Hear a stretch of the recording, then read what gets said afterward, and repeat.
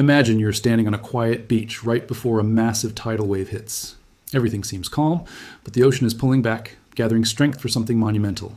That is exactly where the silver market stands today on January 18th, 2026. If you have been watching the charts, you know silver has just shattered records, touching $93.57. But the real story isn't just a number on a screen. The real story is a perfect storm of a dying dollar, a global energy war, and a supply shortage so severe that the world's biggest banks are starting to panic. Today, we are going deep into why the road to $100 silver is no longer a meme or a dream. It is becoming a mathematical inevitability.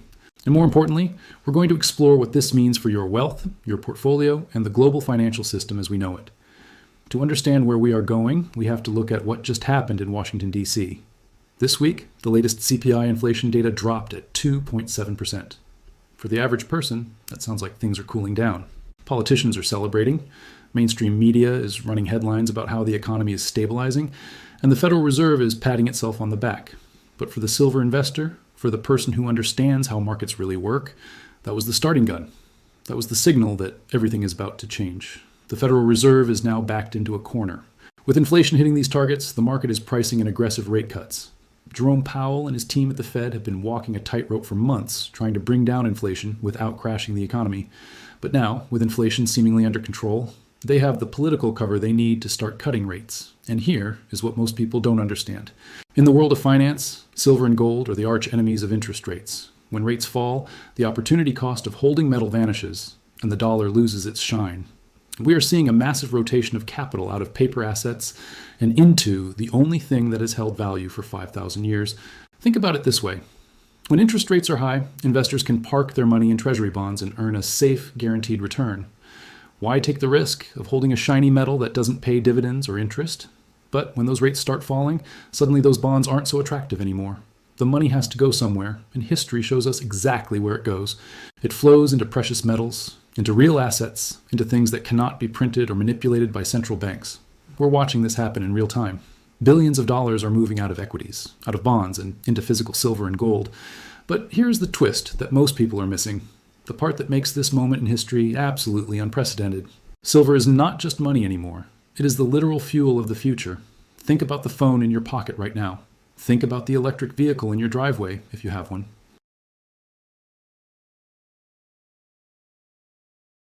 The ones powering ChatGPT, powering Google's AI, powering the artificial intelligence revolution that is transforming every industry on Earth.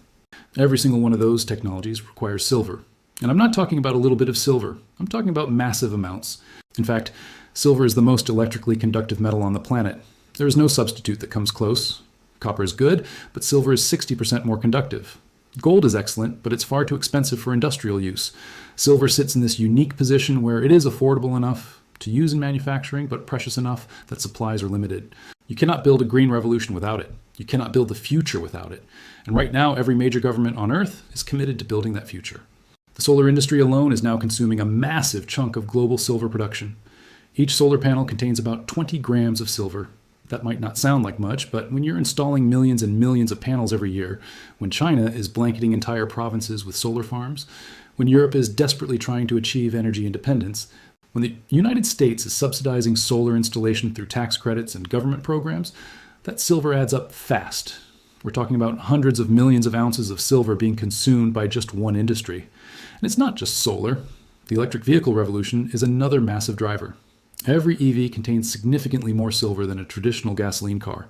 The wiring, the battery management systems, the charging infrastructure, all of it requires silver. Tesla alone is projected to produce millions of vehicles per year.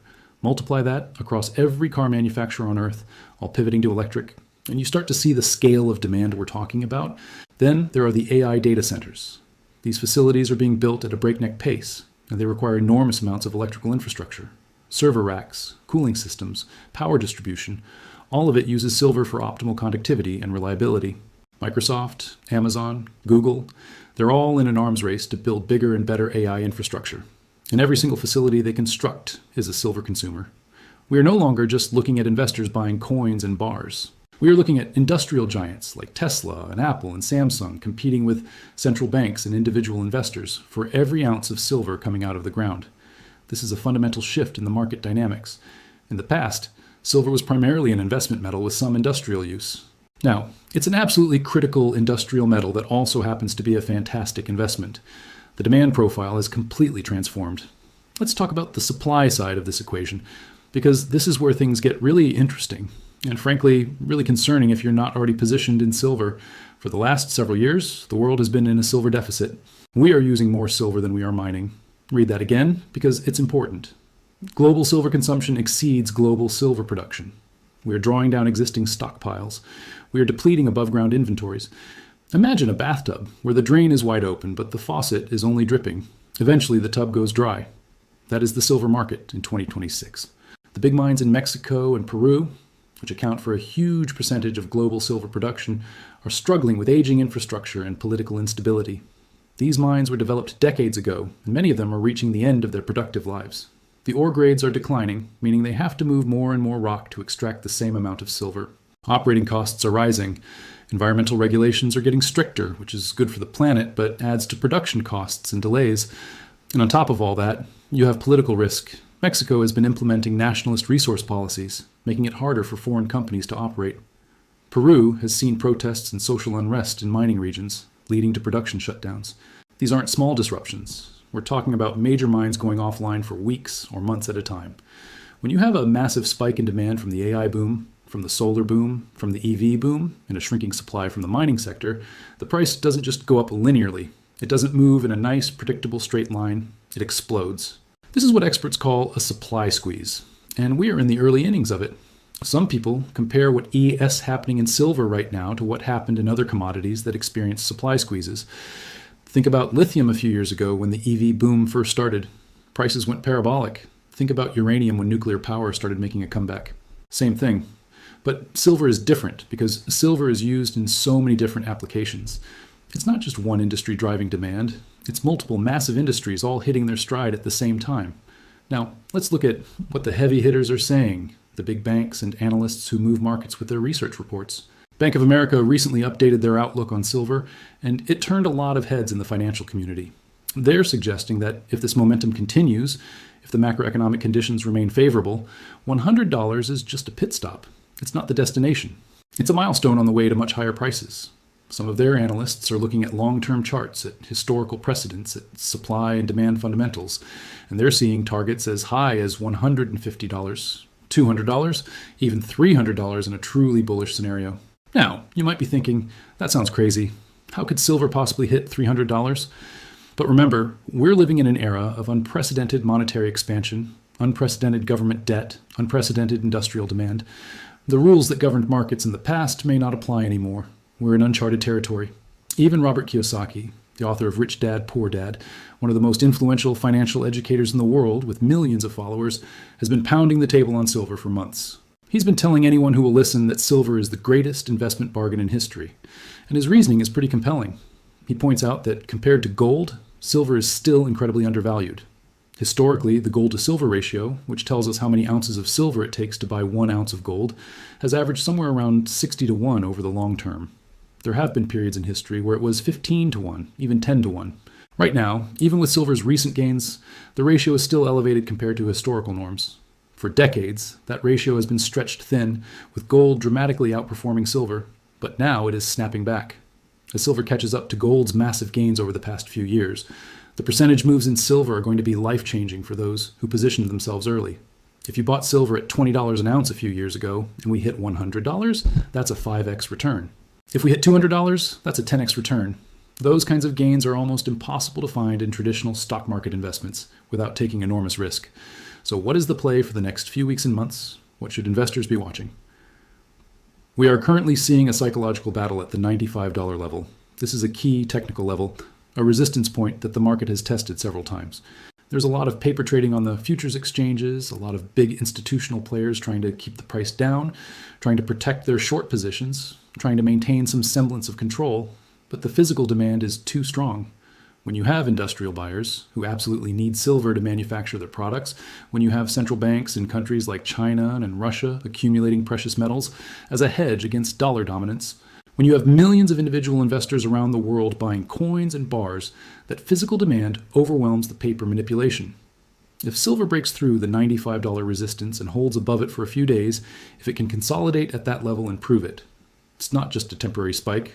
The run to $100 will likely happen in a matter of days, not months.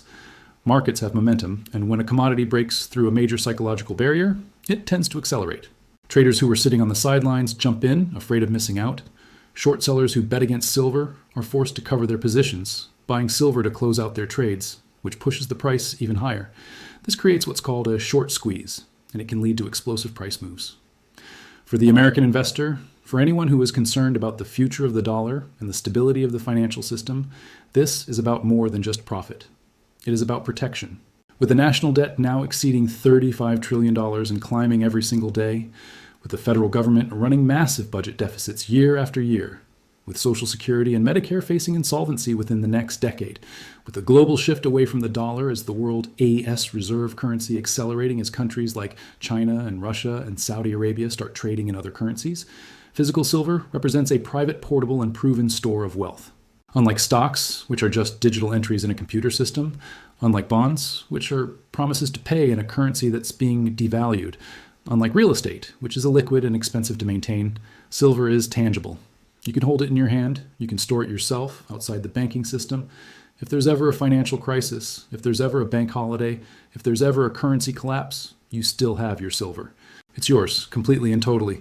That kind of security is becoming more valuable by the day. As we move through the rest of 2026, keep your eyes on the headlines. Watch for any further weakness in the dollar index.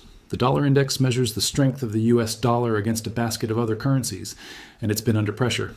When the dollar falls, commodities priced in dollars, like silver and gold and oil, tend to rise. It's a mathematical relationship. If it takes more dollars to buy the same amount of silver, the price of silver in dollars goes up. Pay close attention to the silver inventory levels at the COMEX, the commodities exchange in New York, where silver futures are traded. The COMEX maintains vaults where physical silver is stored to back the paper contracts being traded. Those inventory levels have been declining steadily. When inventories get too low, when there isn't enough physical silver to deliver against all the contracts being traded, that's when you can see a real crisis in the market, a delivery default that would send prices absolutely skyrocketing. Also watch the US Mint sales numbers. Every month, the US Mint releases data on how many silver eagles they've sold. These are the official silver coins produced by the US government, and they're one of the most popular ways for Americans to own physical silver. When those sales numbers spike, it tells you that retail demand is surging, that average Americans are waking up to what's happening and taking action to protect themselves. Watch the behavior of the big money, the hedge funds, and the institutional investors. You can track this through the commitment of traders reports released by the Commodity Futures Trading Commission. These reports show you who is long silver, betting on higher prices, and who is short silver, betting on lower prices. When you see the big commercial banks reducing their short positions, when you see hedge funds and money managers increasing their long positions, that's a signal that the smart money is positioning for higher prices. The silver tide is rising, and it is moving much faster than anyone anticipated. Even the most bullish silver analysts from a year ago are having to revise their targets upward because the reality is exceeding their expectations.